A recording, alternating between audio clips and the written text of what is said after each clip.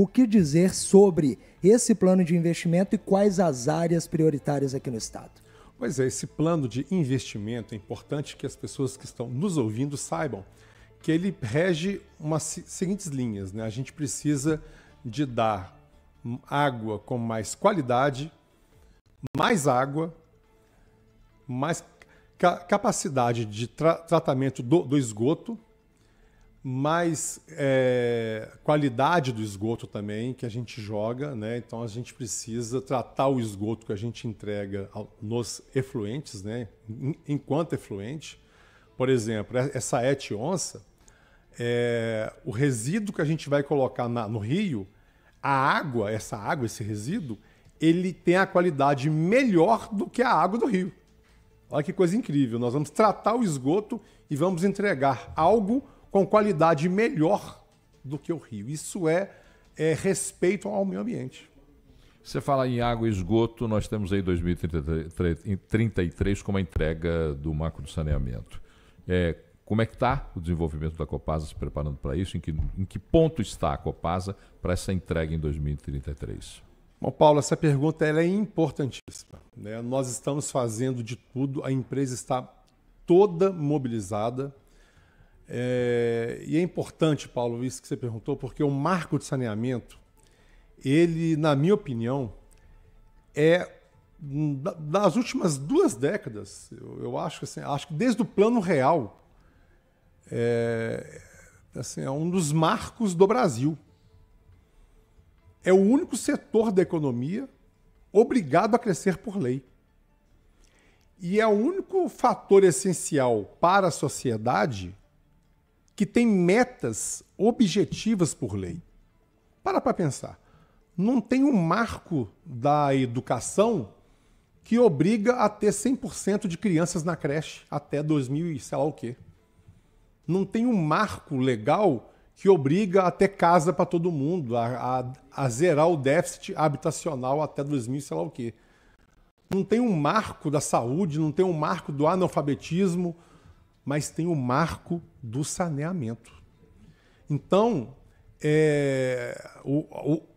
o país deu ao saneamento uma atenção incrível, porque a cada R$1 que você gasta no saneamento, você deixa de gastar R$4 em saúde.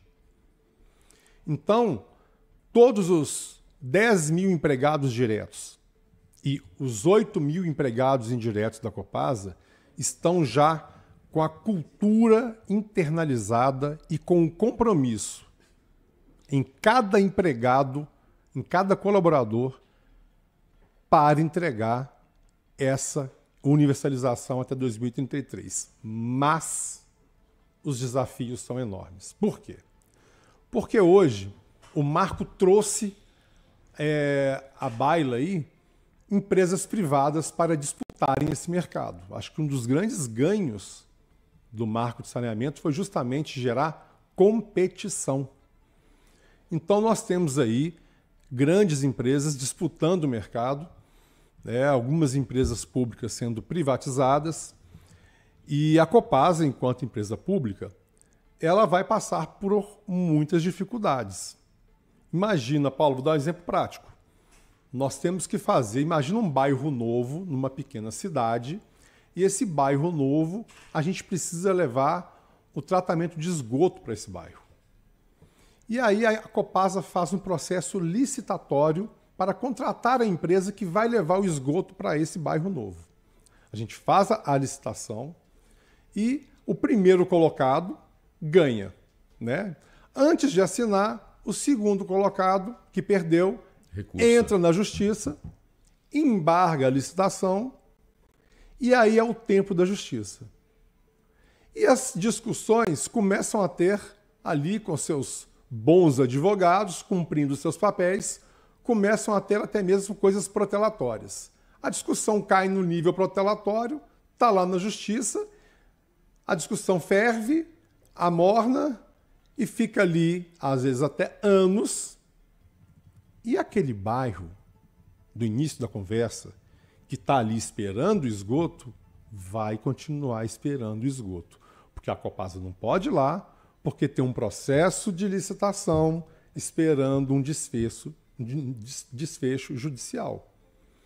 Então, infelizmente, nós temos que cumprir, e felizmente, né, existe uma regra do jogo que uma estatal tem que cumprir, que tira uma eficiência para o cumprimento deste desafio. É a dificuldade do direito público, né, que impõe. Exatamente. Eu estou sendo chamado a atenção aqui no WhatsApp porque eu não cumprimentei o Passalio quando fiz a primeira pergunta. Mas eu converso sempre com o Passalio e não tenho essa preocupação porque já nos cumprimentamos aqui. Mas eu queria só completar do Marco Saneamento uma questão. Você falou da entrada das empresas privadas nessa competição.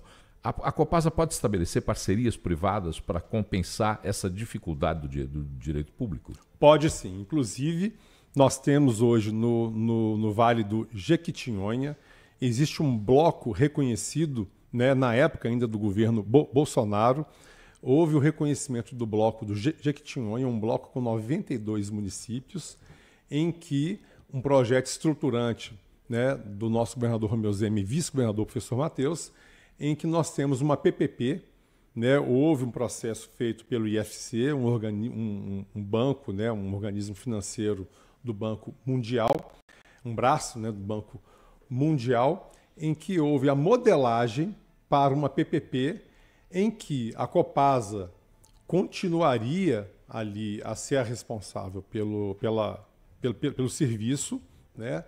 Temos ali uma boa parte também dos municípios atendidos pela Copanor, mas uma empresa privada, que seria, né, a PPP, o PPPista ali no caso, executaria, né, todos os 3,5 bilhões de investimento naqueles municípios, numa velocidade infinitamente maior do que a Copasa, com as amarras de empresa pública, tem, tudo dentro da lei, tudo dentro da norma de PPP, do marco da participação público-privada. Então, a PPP é uma alternativa que nós encontramos para fazer justiça à urgência que aqueles municípios do Vale de Jequitinhonha têm, né? Foi um olhar que o governador Romeu Zema e o vice, professor Matheus, tiveram para que a gente possa ter velocidade. A Copasa, para quem está nos ouvindo agora, o marco de saneamento exige que, até 2033, todos, 99%, tenham acesso à água tratada e 90% tenham esgoto tratado. A Copasa já antecipou isso. Desde 2023, ou seja, 10 anos antes, nós já atingimos os 10 anos de água tratada. Agora a gente está com 78% de esgoto tratado. Vamos atingir aí, né? Vamos trabalhar para atingir também a universalização nos termos da lei, mas nós precisamos muito desse apoio, de ganhar velocidade, e a PPP é uma alternativa. A Sanepar, lá no Paraná, ela praticamente opera por PPPs, né? E tem dado certo lá. A gente pensa em várias alternativas, porque no nosso radar não existe a opção de não cumprir o marco de saneamento.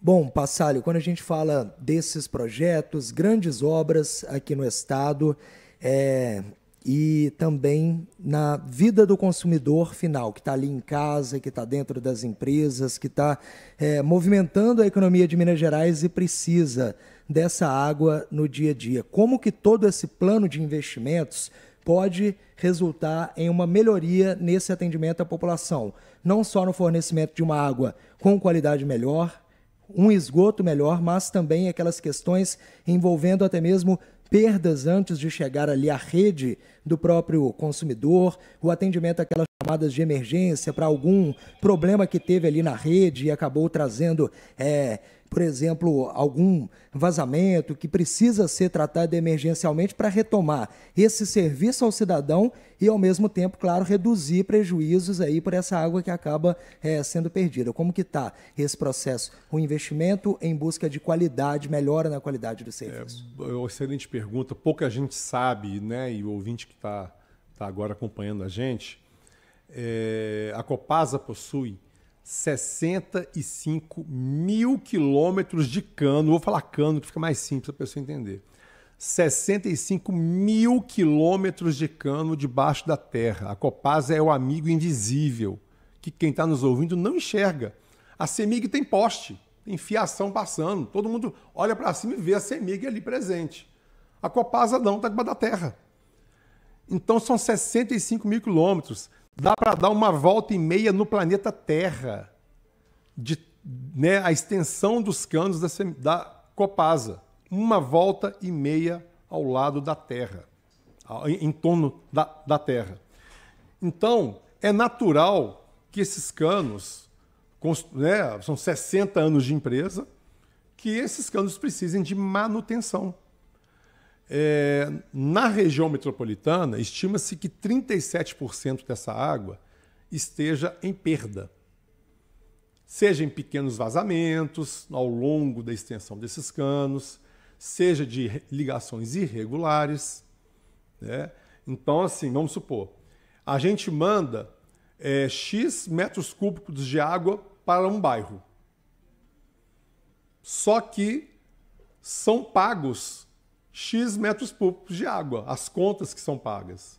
Essa diferença ou é vazamento ou é o famoso gato.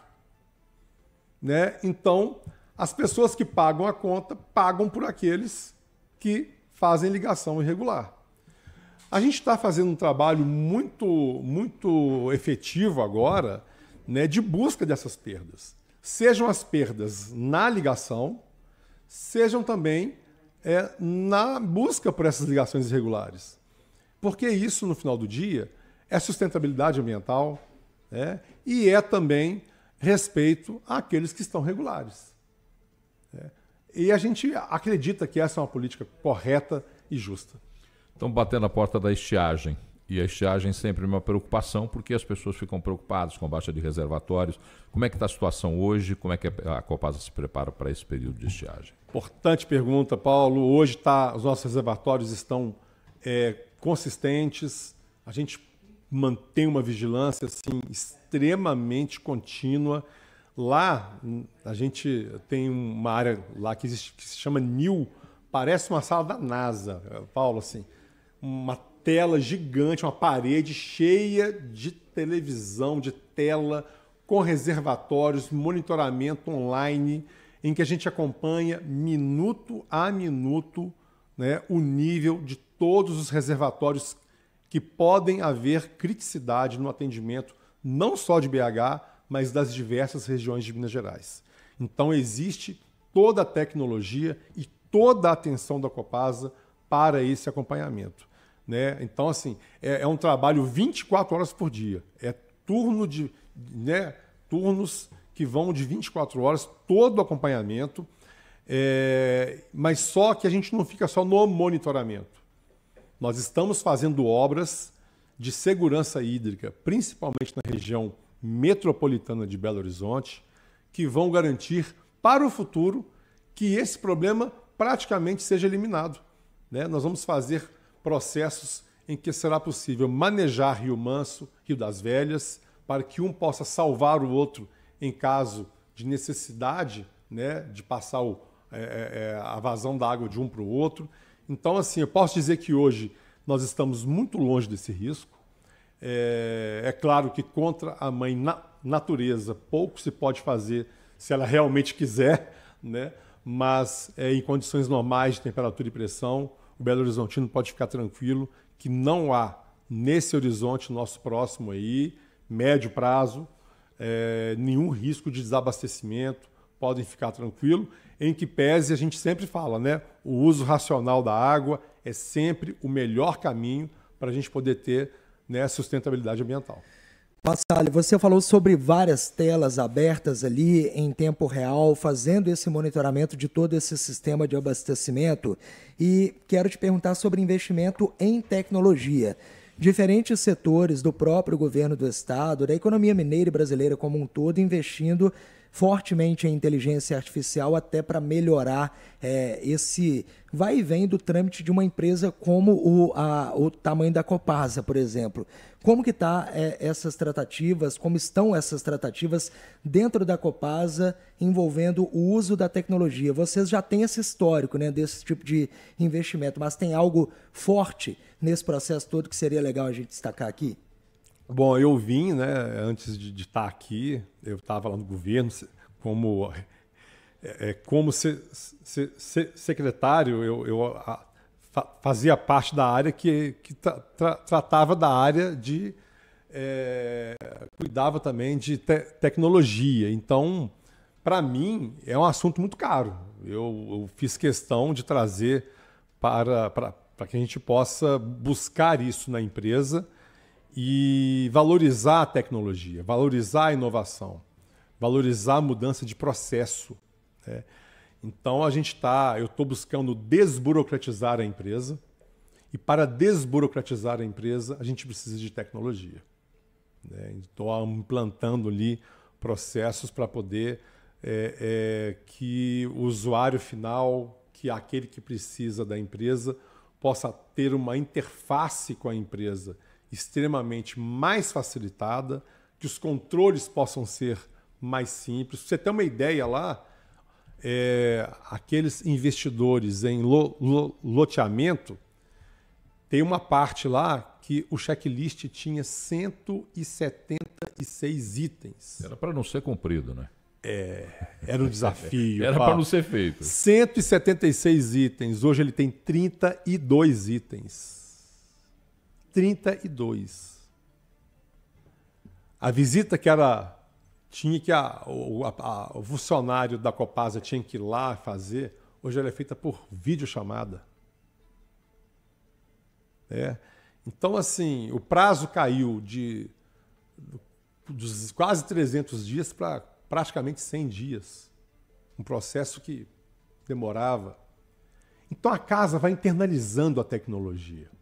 Né? A própria ETionça, ela vai ser a estação de tratamento de esgoto mais tecnológica da América do Sul, a mais moderna, porque nós estamos ali plugados e fazendo a captação de todos os benchmarks que nós encontramos.